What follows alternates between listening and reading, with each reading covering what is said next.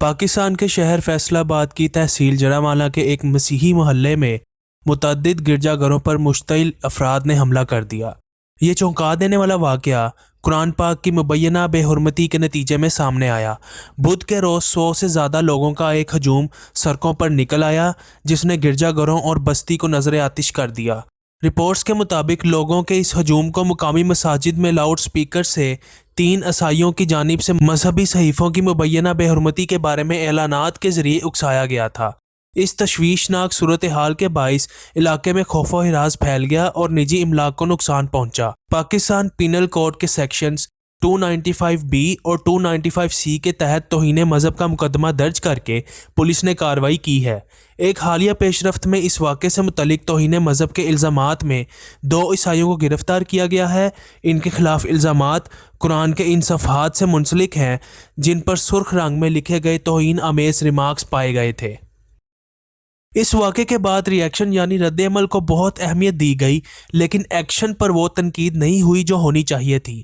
جو کچھ مشتعل افراد نے کرسچن کمیونٹی کے ساتھ کیا وہ قابل مذمت ہے، ایسا نہیں ہونا چاہیے تھا۔ چند افراد کے گناہ کا ذمہ دار پوری کمیونٹی کبھی بھی نہیں ہو سکتی، اور کرسچن کمیونٹی کے گھر چرچز کا جلاؤ گراؤ بالکل غلط ری ایکشن تھا۔ لیکن یہاں ایک پہلو یہ بھی ہے کہ جس عمل کی وجہ سے یہ واقعہ وقوع پذیر ہوا اس پر انٹرنیشنل میڈیا تو دور کی بات، نیشنل میڈیا، پاکستانی نامور صحافی اور مغربی ایجنڈے پر کام کرنے والے کی بورڈ وارئرز خاموش ہیں۔ تحقیقات کے مطابق اس واقعے کے اس حد تک پہنچنے کی 2 اہم وجوہات تھیں۔ پہلے تو جب قرآن پاک اور نبی پاک صلی اللہ علیہ وآلہ وسلم کی شان میں بے حرمتی کی خبر پھیلی تو مسلمان غصے سے سیخ پا ہو گئے اور اکٹھے ہو کر کرسچن کمیونٹی پر حملہ کرنے کا فیصلہ کیا۔ لیکن اس سے پہلے کہ کچھ ہوتا، مقامی پولیس نے TLP کی قیادت سے درخواست کی کہ وہ لوگوں کو تشدد، جلاؤ گہراؤ سے دور رہنے کی تلقین کریں، اور اسی پر عمل کرتے ہوئے واقعہ ہونے سے پہلے TLP کے نمائندگان نے لوگوں کو روکی رکھا۔ لیکن انتظامی نااہلی اور وقت پر بے حرمتی کرنے والے چند افراد کے خلاف قانونی ایکشن نہ لینے پر لوگوں کو مزید روکنا مشکل ہو گیا۔ یہ واقعہ ہونے کی ایک اہم وجہ لوگوں کا حکومتی اور قانون نافذ کرنے والے اداروں پر عدم اعتماد ہے۔ ماضی میں بھی آسیہ ملونہ کے کیس میں جرم ثابت ہو جانے کے باوجود مغربی ممالک کے پریشر میں قانونی اداروں اور پاکستانی حکومت نے کوئی سزا نہ دی اور مجرمہ آسیہ کو بحفاظت ملک سے جانے کی اجازت دے دی گئی۔